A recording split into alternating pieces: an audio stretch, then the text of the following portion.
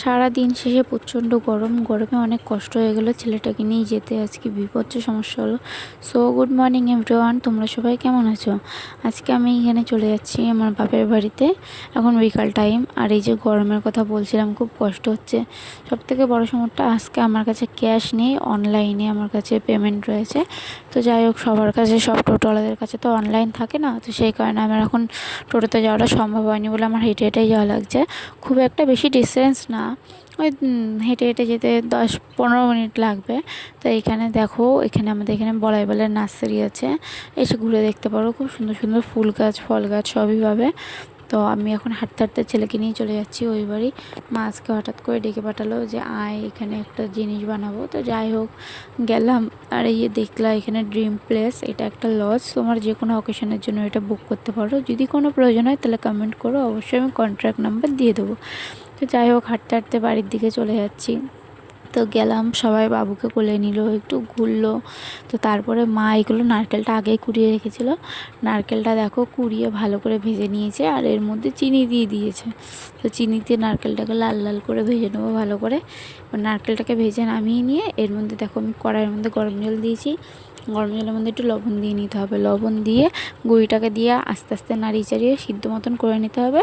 তো তারপরে আটা যেরকম মাখে, এটাকে গরম গরম মাখাতে হবে, নাহলে কিন্তু এটা ঠিক করে মাখা হবে না। তো এটা মাখানো হয়ে গেলে দেখো, এখানে আর ছেলে বসে বসে দেখছে যে আমরা সবাই কি করছি। তো এটাকে ভালো করে বেলনি রুটি দিয়ে বেলে নিতে হবে।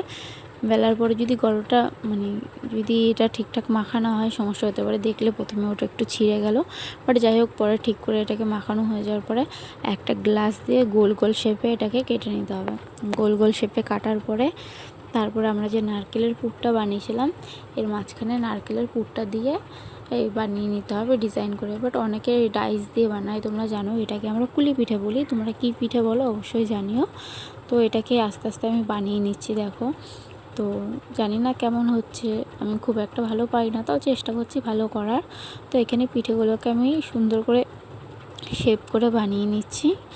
তো এবার এটাকে আমি ততক্ষণে গরম জলে বসিয়ে দিয়েছি, একটা হাঁড়ির মধ্যে জল গরম করে নিতে হবে।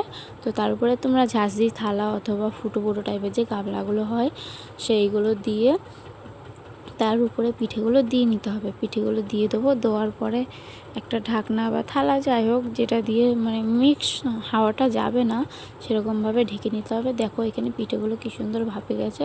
তো তারপরে আমি ওই জোয়ার নামিয়ে আর একটা, এই যে মাঝখানে দেখছো আলাদা রকম শেফের, যে যেরকমভাবে বানায় সে বানাতে পারে, সমস্যা নেই। তো এইগুলো হতে হতে এখানে আমি এবার চুষি ভুজার ব্যবস্থা করে নিচ্ছি। তো এটা দেখাবো পরের ভিডিওতে। তো ভিডিওটা ভালো লাগলে অবশ্যই একটা লাইক আর চ্যানেলটা সাবস্ক্রাইব করে দিও।